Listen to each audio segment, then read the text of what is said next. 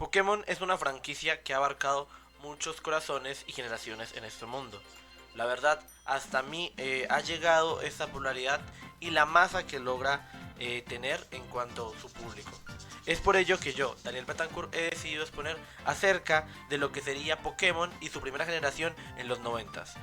Vamos a abarcar lo que sería algunos temas que no se abarcaron en exposiciones anteriores para no tratar de abordar nuevamente todo lo que se ha visto. Para iniciar vamos a hablar de los creadores, como es Satoshi Tajiri, que en su época era un niño que le gustaba mucho la entomología, lo que es los insectos, capturarlos.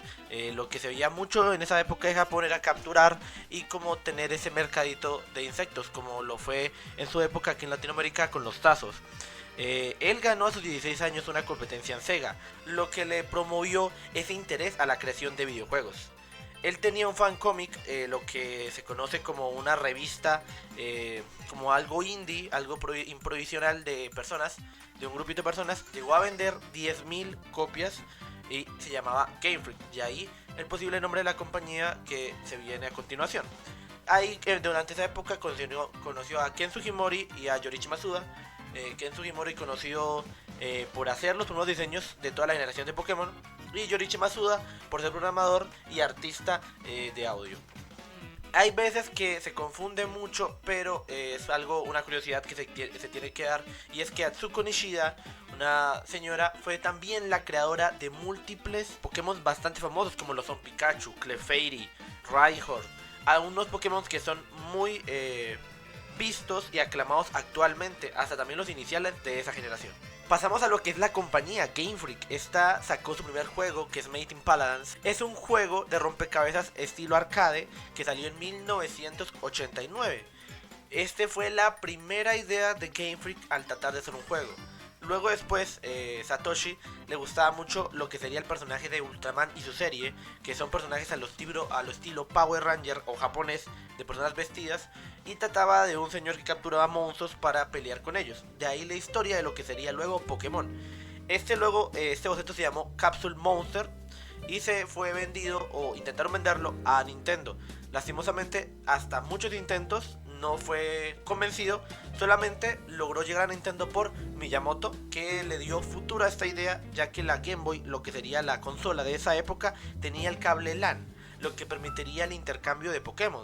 Aparte, para ganar un poco más dinero, tener la idea de que Pokémon tuviera en su generación dos apartados, lo que sería el rojo y el azul, y así promover el intercambio, las capturas y además obviamente la compra de los juegos. La creación de Pokémon en lo que era bastante difícil, ya que en la época en la que se presentó el proyecto y en la época en la que querían mostrar el juego era para la Game Boy y ya estaba pasando por sus últimos años de vida, por lo cual Nintendo siempre estuvo a la cola de Game Freak a crearlo. Y pues Game Freak solamente eran unos pequeños niños que no tenían nada de experiencia sobre los videojuegos, entonces complicaba mucho la situación, la presión, la liquidez y la poca experiencia que tenían los programadores en esos apartados. De hecho, durante la etapa de creación, a Game Freak se le borró una gran parte del juego, todo lo que habían llevado, casi lo que irían 3/4 del juego.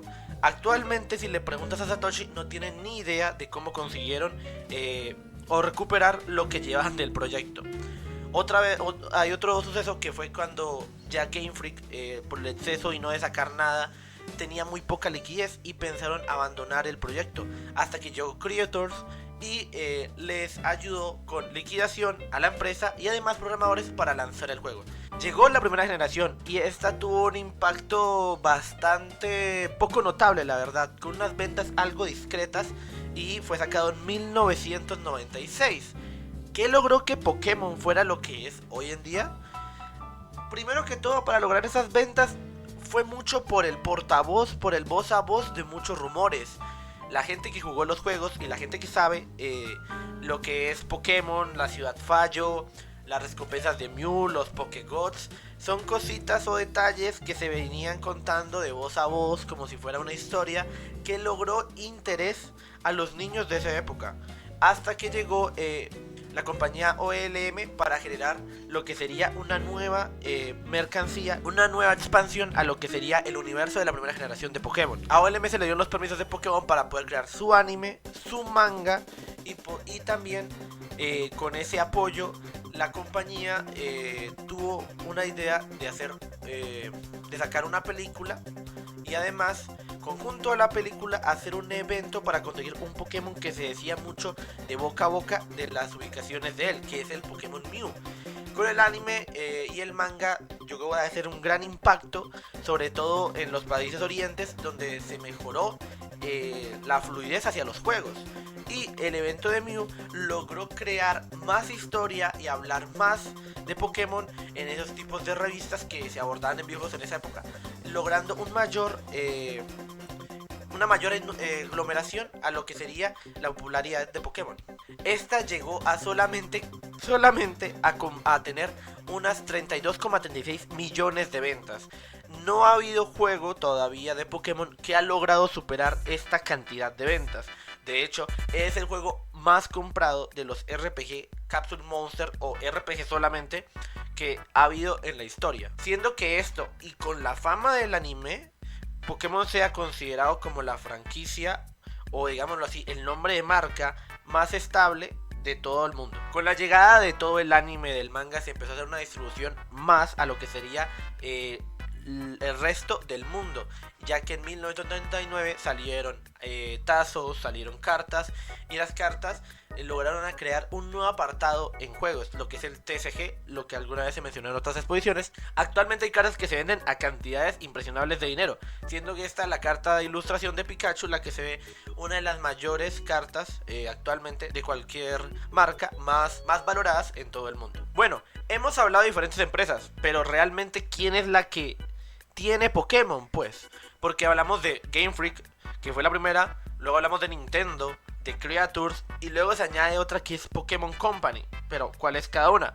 Game Freak es la encargada de hacer pues los juegos como se vio anteriormente. Nintendo acerca de su distribución y lo que sería además de los juegos con publicidad. Creatures es el apoyo a los juegos y la administración de diferentes mini sagas o spin-offs como lo dirían. Por ejemplo, lo de las cartas, lo de los tazos es por parte de Creatures.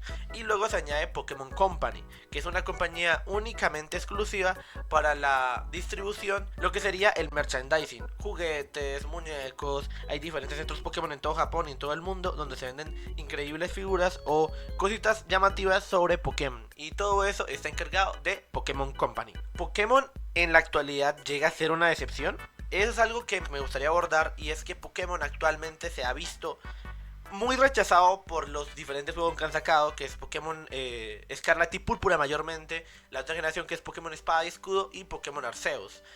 Y otra parte de la cara es los juegos en móvil, como sería el gran impacto que tuvo Pokémon GO en la actualidad. Todo esto me llega a tener una conclusión, y es que nosotros como jugadores tal vez no nos damos cuenta, pero hemos crecido.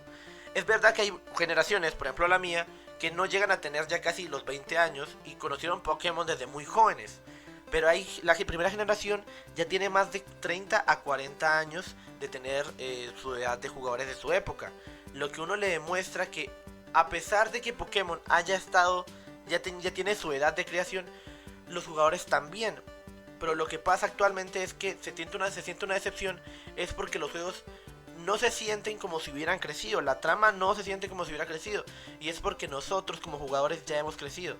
Entonces, únicamente la decepción abarca el hecho de que los juegos ya no están pensados para ese público que tiene 40, 30, 20 años y quiere seguir jugando la saga, sino a nuevas generaciones. Es por ello que Pokémon GO fue tan aclamado, porque era dirigido no solamente a los niños que tuvieran celular, sino a la gente que jugó la primera generación y le gustaría en sus tiempos libres salir y capturar Pokémon. Es por ello que actualmente las franquicias nuevas ya no dan tanto de qué hablar en lo que es la saga de Pokémon. El impacto de Pokémon es algo innegable. Pokémon actualmente sigue golpeando a las generaciones. Hay gente de 30, 40 años que va a seguir comprando sus juegos solamente por la mera nostalgia de que es Pokémon y ya. Ese es el impacto que tiene. Nosotros debemos conocer a una o dos personas conectadas que le guste la saga, que tenga algo de la saga. Es increíble el impacto social y cultural que ha tenido esta franquicia. En Japón, por ejemplo, hay un increíble impacto cultural en hecho de música, de moda, en el que es impresionante, sinceramente. Y por parte, no solamente, ya pasando por parte más enfocado en los videojuegos, Pokémon ha traído lo que es la saga de los Pocket Catchers en RPG. Un ejemplo muy claro es Yokai Watch, que fue un nombre, un videojuego que casi le trae en ese momento a Pokémon el fracaso. Si no fuera porque ese juego salió, Pokémon no hubiera revolucionado en esos años con lo que sería, para mí o muchos jugadores, la mejor generación que han sacado, que es Pokémon Sol y Pokémon Luna. Ese es el impacto de Pokémon, de generar hasta marcas o nombres que los obligue a poder generar otra vez un impacto notable y evitar no solamente sumergirse en lo que es solamente la nostalgia. Y eso es todo sobre Pokémon. Espero que les haya entretenido, que hubieran sabido más datos y que tengan un buen día. Hasta luego.